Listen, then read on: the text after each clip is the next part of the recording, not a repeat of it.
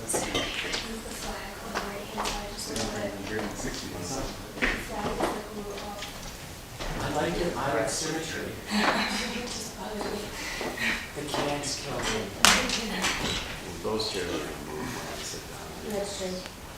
The flags are actually symmetrical. The chairs are. We need like cup holders on the chairs. Just like a smidge. A little more. Does it look even? A little more. Perfect. Okay. You just stand there and hold it like that. Thank you. Second mind. Are you allergic to it? But I just got over a cold, so it's like allergies and cold. Nice combo.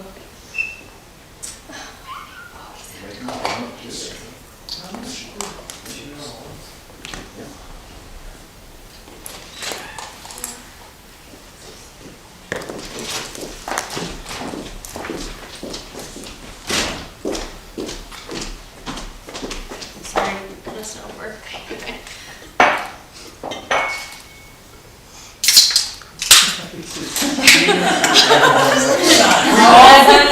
We've all been doing that sound all over. There's been a beer.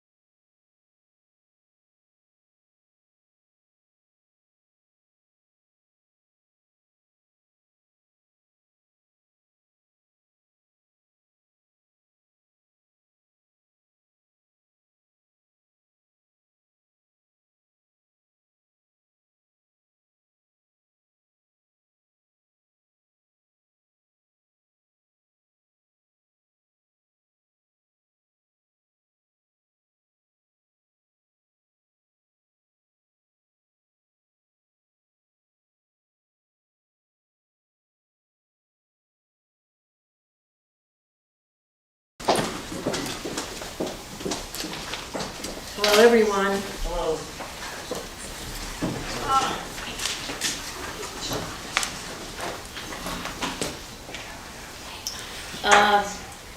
This is not a typical end of session briefing, and I am clear, based on everyone's reporting, and thank you, that's an indication and clarity we all have. And the Lieutenant Governor and I really want to take this moment to certainly answer some questions about the legislative session that ended at noon today.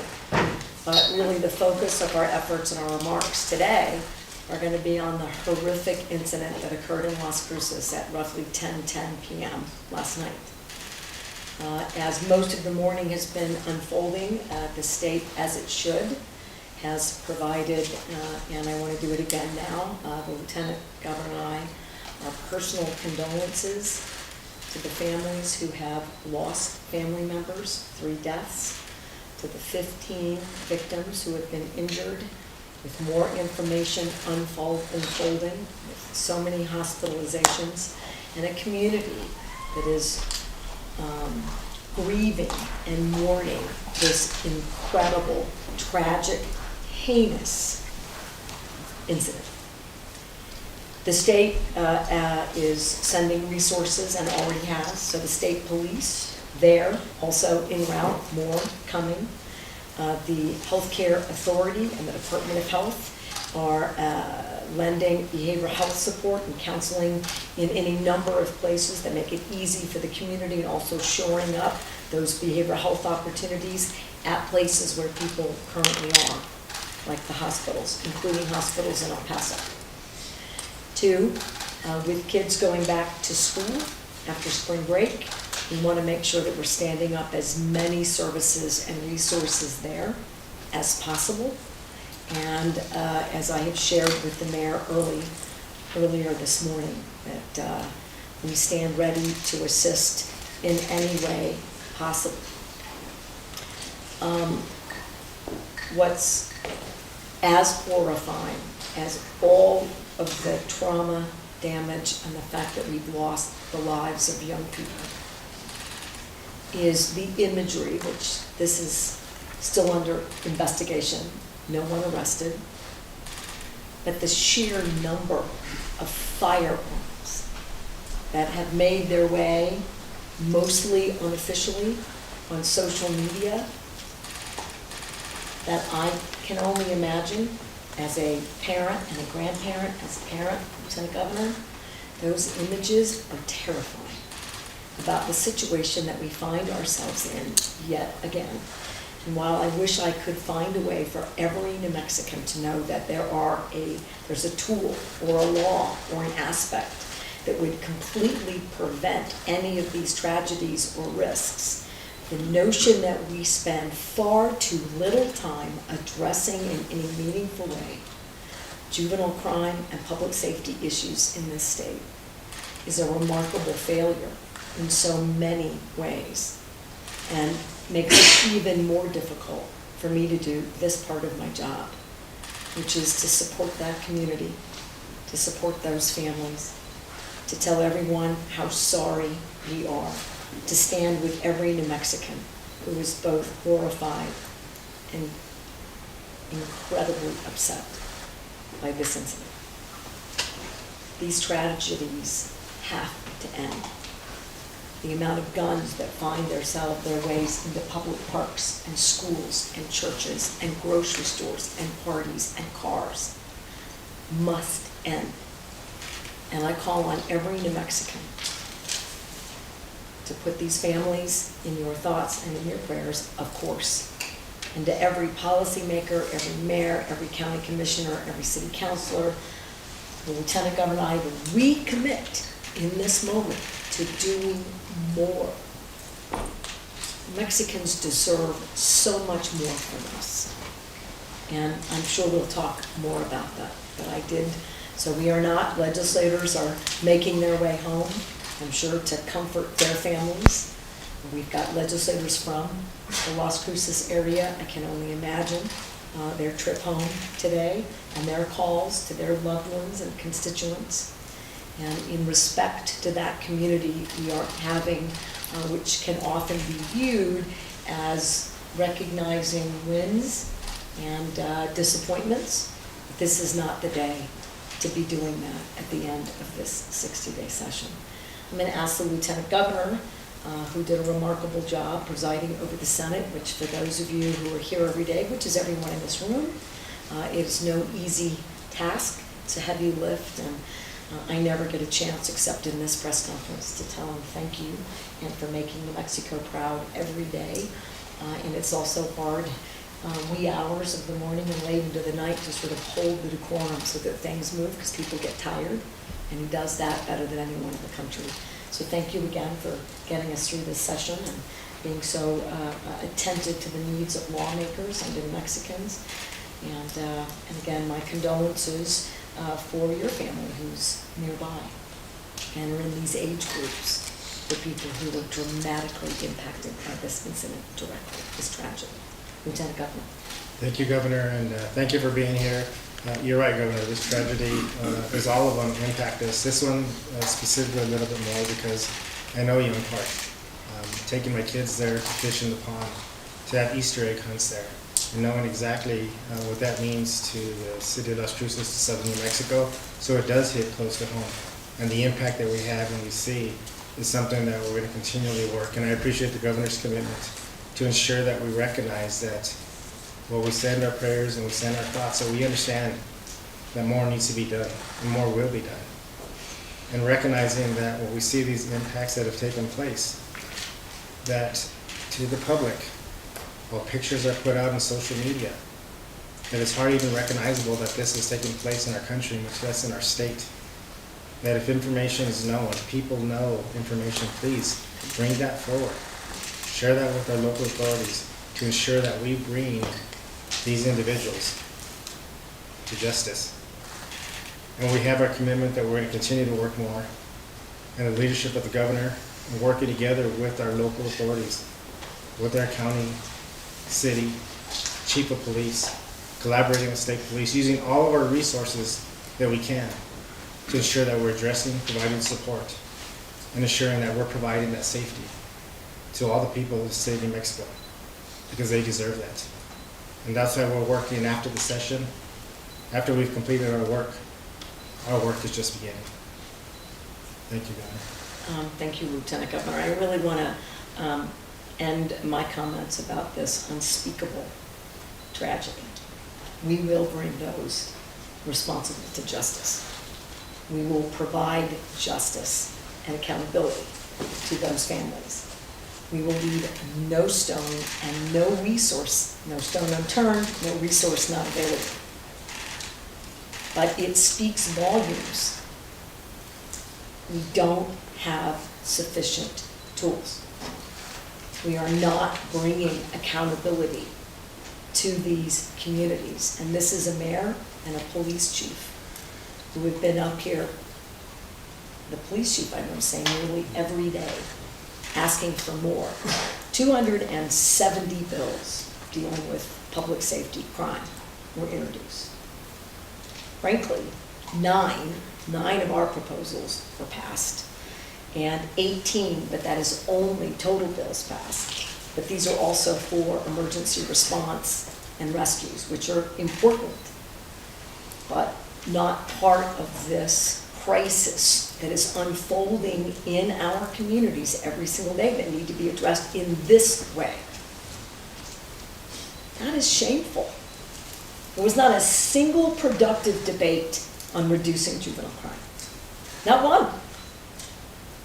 And in fact, even in the Senate, they failed to get over the finish line a weakened, watered down juvenile crime approach, 255. I can't understand the reluctance after more than a dozen town halls.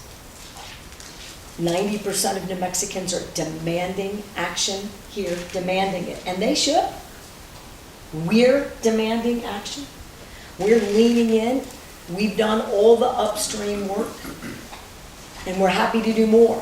more in education, more in early childhood, more in investments for families and youth, free childcare, direct monetary assistance and resources to families. We went from 50th in childhood poverty to 17th in 2 years. All the indicators that you are on the right track.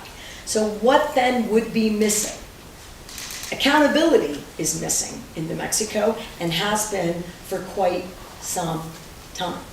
And at the 30-day mark, where we were recognizing that we took seriously a shared goal between the executive and the legislative branches to really focus on crime, and I have no issue with the focus on behavioral health. I said it in that press conference, but I believe that you all asked some pretty poignant and tough questions about, are we done? And I believe universally we said we are not. Well, the end results of this legislative session would belie that commitment in large part. And I would also, for those of you following in New Mexicans the session, several bills, including racketeering and embezzlement, would not have made it upstairs but for the pressure of the executive branch. That would be code for the governor and her team going downstairs and making it a must-have. You will do it. And that's not how this should work if it's a shared priority. That's not typically what you need to do to move the needle. And if you look at what was happening in the Senate Public Affairs Committee, Senate Judiciary Committee, and the House Judiciary Committee, I don't think there's any other way to describe but what appears to be pretty purposeful efforts to prevent, and in fact, I think the chair of the Senate Judiciary said he was proud of log jamming these bills and not giving them a debate. And I think New Mexicans need to weigh in about whether or not we think that's appropriate, given that they're elected and this is the session to debate every single one of these measures. And the last thing I want to say is that I'm going to keep fighting.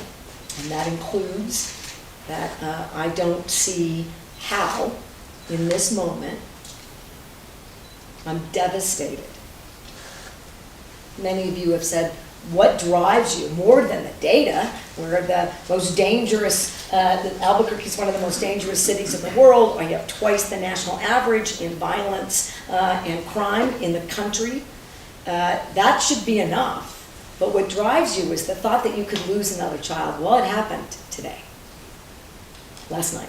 We're dealing with it in that horrific aftermath. If that's not enough to drive you to do more, I don't know what is. We will do more sooner rather than later. With that, we got a budget out, which we got to do. We have nearly, frankly, universal free childcare, first in the nation. Strategic water, which means that we are planning for less water available to New Mexicans for economic development, including agriculture and firefighting, and so we're dealing with that.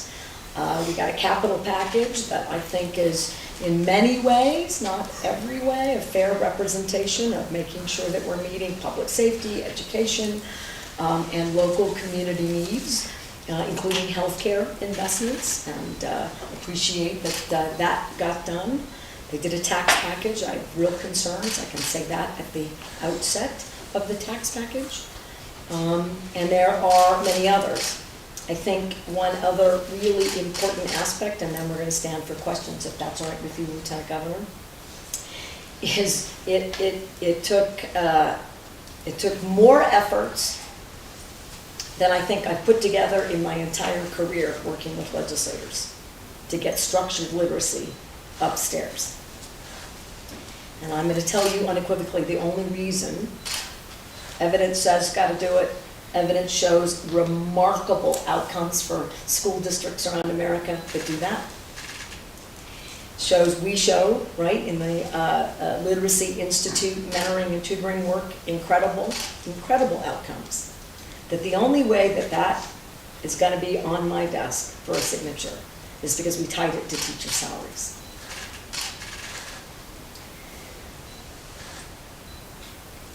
It should not have been that hard as a standalone policy. This was a really tough session to get folks on the same page in both chambers, and one of the toughest environments I've ever worked in. I do appreciate that we kept debating and fighting on a number for people, not with each other. I want to really be careful about that. Fighting for people in a number of policy areas. That never stopped by any branch, but we could have used a lot more, I think, communications between the chambers. And I think that more could have gotten done if that had been the case. So with that, I hope you will forgive us. We're going to take some questions, but it's not the same robust environment for the legislative session recap. And that if you're interested, and I hope that you are, I have no doubt there will be another opportunity here soon to do that. Let's start with Morgan Lee. Thank you, Governor. Yeah.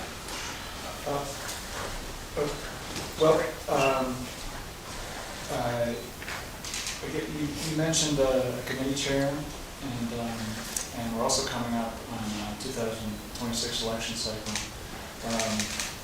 So given your disappointment, what's your advice to voters? Do you think it's time for voters to think about a different team? I think the democratic values, particularly in the context of what's going on federally.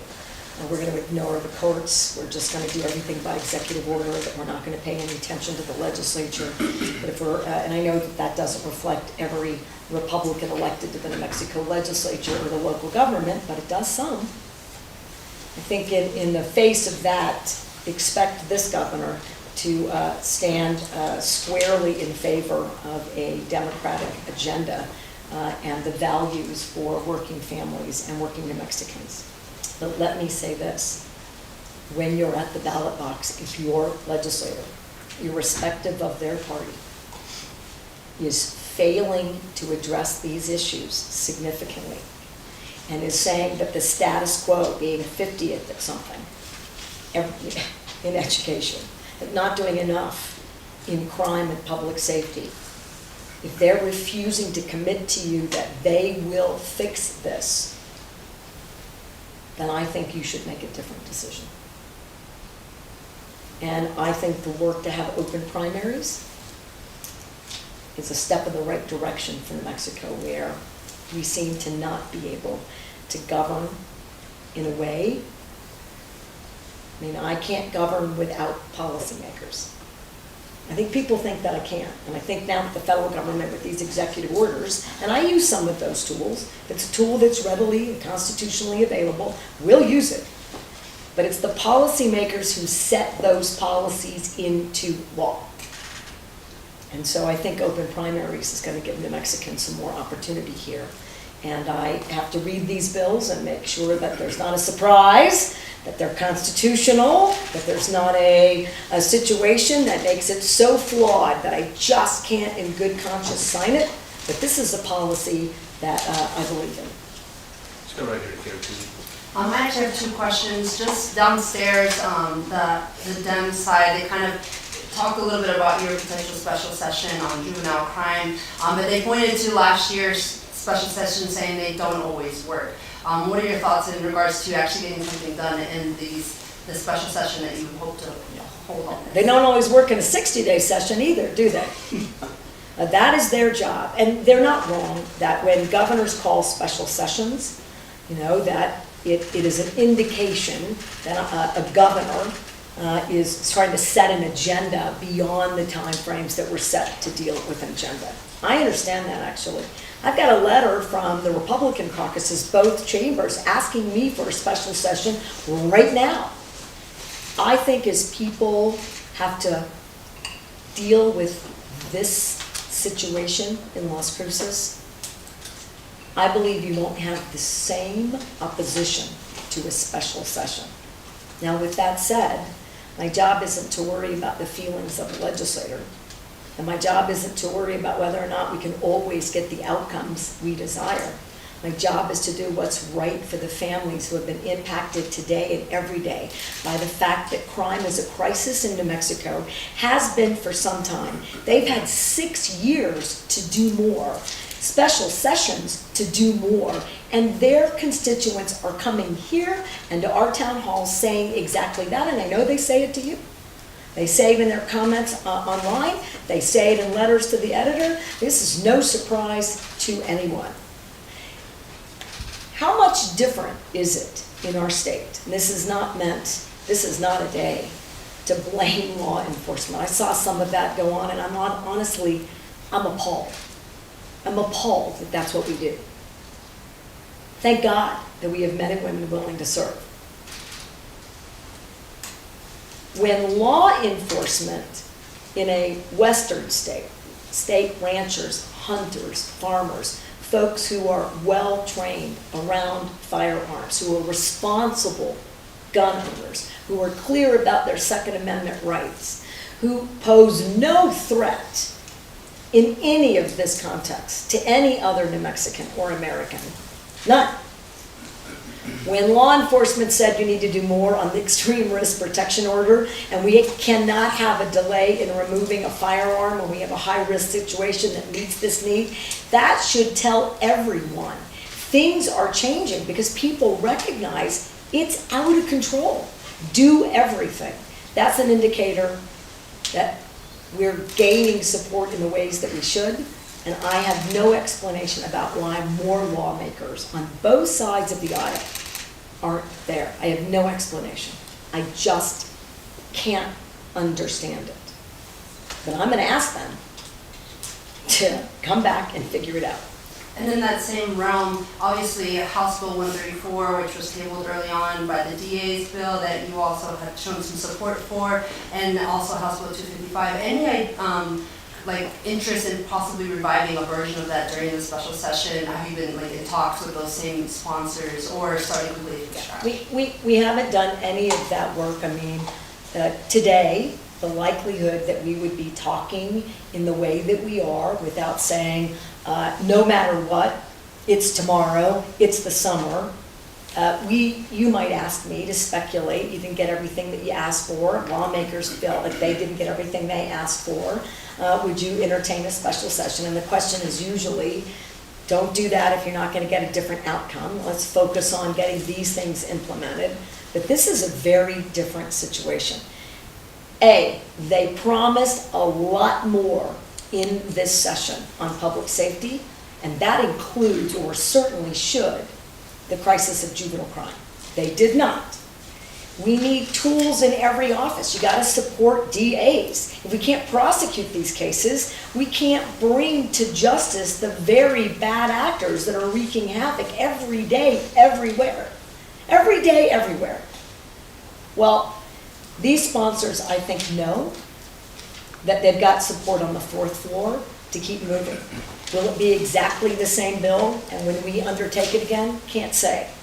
But these concepts, in large part, I need to be signing more of these bills. And I've said this before. The longer we wait, the more victims we have. How is anyone putting up with that? Ask your policymaker. Call them up. What were they thinking? What have they been thinking? Not about you, and not about your constitutional right to be safe in your community.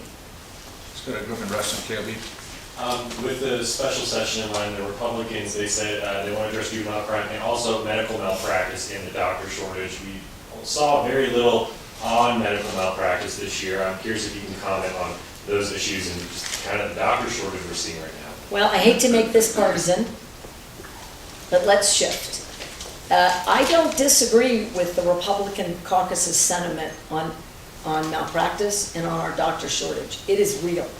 And I also believe that we are imbalanced in our approach to getting that resolved. Now, being a governor means sometimes you have to assess what you can get done and how you can get it done. And so we went in a different direction with underwriting malpractice for independent providers, for looking at ways to stand up a nonprofit environment, knowing that I have a responsibility. I'm going to kind of go back to public safety. You still have to do something if you have a crisis. I do think our medical shortage is a crisis. People die when they can't get access to health care. People die when they can't get a cancer diagnosis on time. People die when they can't get the right therapies. These are real issues in New Mexico. The medical compact, any number of issues are hugely problematic. I had a different approach, knowing that I was going to, I think, need more time to move lawmakers in a more uniform fashion around malpractice. So 2 answers there. 1, I agree that that's a problem and a crisis and deserves more attention. And 2, the very same committees who are very challenging on public safety are the exact same committees that have blocked any meaningful work by any entity except the trial lawyers on medical malpractice reform. I have said that out loud before. I said it out loud again today. And I want more independent providers. I have a Freedom to Practice campaign. I want more practitioners in New Mexico. Lawmakers do not fail here, bipartisan, in putting real money into services. They get an A++ for that, all of them. That they have to change. Just look at the number of malpractice cases that are brought in New Mexico. Look at these awards and look at the number of law firms coming from out of state to prosecute these cases here. They don't prosecute them unless there's a really easy, different situation in New Mexico. We must address it. So that remains to be seen about where we go, but I do not disagree with their sentiment here. We could have done much more here. And we fought and got some, but we didn't get all the resources we asked for to make sure that while we negotiate a path on malpractice, that I could keep doctors here and recruit more of them. All right, I couldn't get that completely done, but I will find another way in the interim to make sure I'm bringing more physicians here. Let's take 2 more questions. We'll go to Dan Boyd, and then to Dan Ochacon. I know we're still finding out more about the situation in Las Cruces, and you mentioned, I think both of you, some of the social media videos and things like that. One thing we did come up here during the debate of juvenile offender bills is, whether treating juvenile defendants as adults, and locking them up, whether that addresses some of these societal problems, and the kids being out at the park with guns late at night. I mean, what's your response to that, and would that actually address some of these things we're seeing? Well, if the current practice, because we don't have the tools, is for these very serious violent crimes, you cannot be prosecuted as an adult. If you murder or attempt to murder someone, this is not the juvenile crime that we were debating. The debate's about detention and support, making sure that you don't minimize, supports family intervention and school.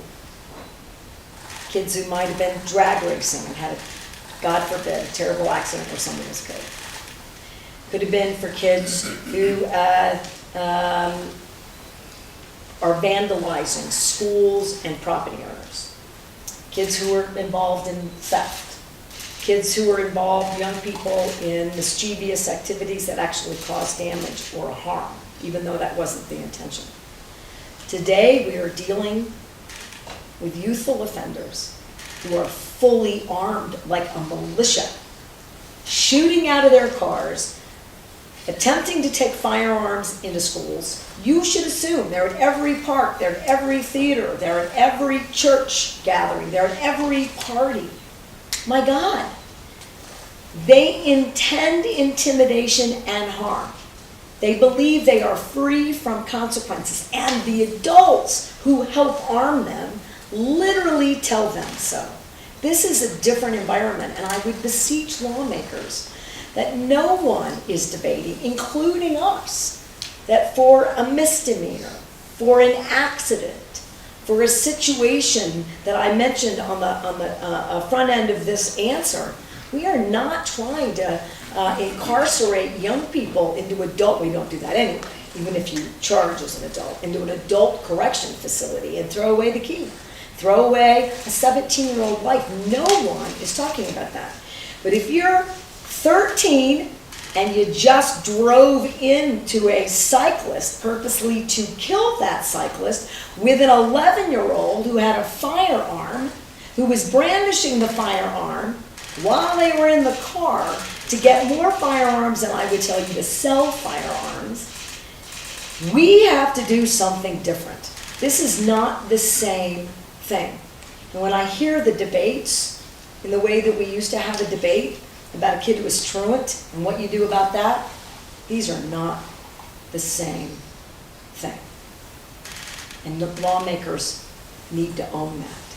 And honestly, Dan, everyone here, I wish that wasn't the case. Wishing that we didn't have a juvenile violent crime problem doesn't resolve a juvenile violent crime problem. I have to stare it right in the face. We frankly have to do that anyway every day with social media. And then demand that collectively we do everything in our power. You ask a New Mexican if they think that a teenager who intended to kill you shouldn't be charged as an adult.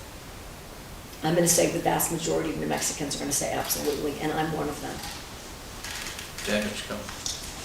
Governor, you indicated that the legislature should expect a special session to address our public safety crisis here in New Mexico. Excuse me. Do you plan to call one, and if so, when? I am certainly there in this moment. I'd like to have a cooler head prevail. This is a shocking situation that occurred on the last 4 hours today of the session. I shared the sentiment of the letter sent by the Republican House and Senate caucus leadership on behalf of their members. I think I share the sentiment of New Mexicans who were disappointed in the number of calls and emails and letters that we've received asking us to get the legislature to do more. I think it's the right approach. But I want a moment to make sure that I'm not dishonoring or disrespecting what the families need in this moment. That we have clarity about the strategies that we need, and to the points that have been made by others. Let's talk to the DAs. Let's talk to the police. Let's talk to families. But yes, I think that the likelihood is far stronger than not, which is why in our statement, they should expect it. I don't know how you don't expect it. 270 bills, really 11 bills that deal with public safety. Let's just talk about the session by the numbers. And again, we got some stuff that we think is very important for New Mexicans, and lawmakers are going to tell you they have wins that are important for New Mexicans. Let's just do the numbers. We had 1,182 bills introduced. Of those, 100 of those were memorials. Vast majority of those memorials were on the House side, where a lot of these bills never even got a hearing. All right? Justice bills, crime bills, public safety bills. We passed just 16.4% of all bills introduced. We passed 51% of the memorials, which for New Mexicans watching this is really a statement of the legislature. They have they're not law. They're often opinions or studies that we can do without a memorial. Seems to me they could have passed more bills here. We had 42 bills at last count that never got a hearing in House Education. 42. I don't know if anyone here has read the specifics recently in Yazzie Martinez that we inherited and are responsible and accountable for. It's about special education, at-risk students. It's about the stuff that we are talking about right now. Didn't debate that proposal, didn't do enough there. So I think somehow the lack of communication, in my opinion, between the House and the Senate leadership created an environment where less got done in this session than more. And perhaps maybe we can recommit to looking for productive paths to work together. And I want to end with this. There were many moments of really strong bipartisan work. There were many tough moments, like CYFD, with strong bipartisan moments. We all embrace that we need more, want more, have oversight. Look, that's not a comfortable position to be for any governor anywhere in America on these issues. They're tough. We leaned in. We took some people at that department, far too many, endured heinous, frankly, personal attacks, but stayed the course. We want to be transparent. We want oversight. We must do better. Well, that's what I expect of my lawmakers, that exact reply. We must be more transparent. We're going to embrace oversight, and we're going to figure it out. Well, that's exactly now what I expect of the lawmakers on education and risk and crime. And again, I just want to end and give the Lieutenant Governor an opportunity to close. I'm feeling so uncomfortable because I am between two really hard, harsh emotions. Not knowing what to do about the unforgivable, unimagined pain of a parent and a family who's lost a loved one or is not sure if their loved one's going to make it. And being so angry and disappointed that I can't point to things where we were clear that these are the risks that we're enduring. And we should absolutely stand unified and together to debate these issues and to come up with proposals that could make a difference here for New Mexicans. And I wish I wasn't in this place. More than that, I am so sorry for the individuals whose lives are forever changed, for a community that will be shattered in a number of ways, who will mourn these losses for a decade or more. It's just wrong. Every New Mexican stands with you, sends their personal condolences to these families and this community, and we will send any resource available to us on your behalf. Lieutenant Governor? And the governor's made it clear that you have our commitment. The people of the state of New Mexico have our commitment, that we're going to do all that we can to ensure that every family can enjoy a day at a park, to go fishing, Easter egg hunting, to enjoy a picnic, or to drop off their children at school where they can be safe. We're going to continue to work to ensure that we provide the resources and the support necessary.